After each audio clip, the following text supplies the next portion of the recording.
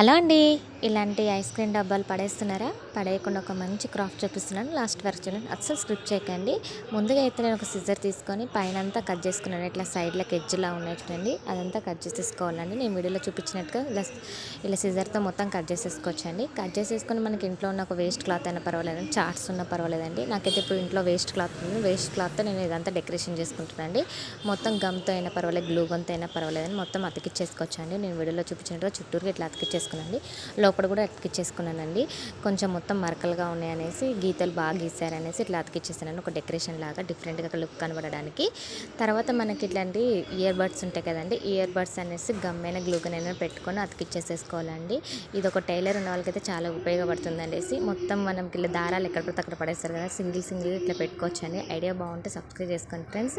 చిన్న చిన్న వస్తువులన్నీ అందులో పెట్టుకోవచ్చండి. టైలర్‌కి సంబంధించినది. ఐడియా బాగుంది కదా! నచ్చితే సబ్స్క్రైబ్ చేసుకోండి.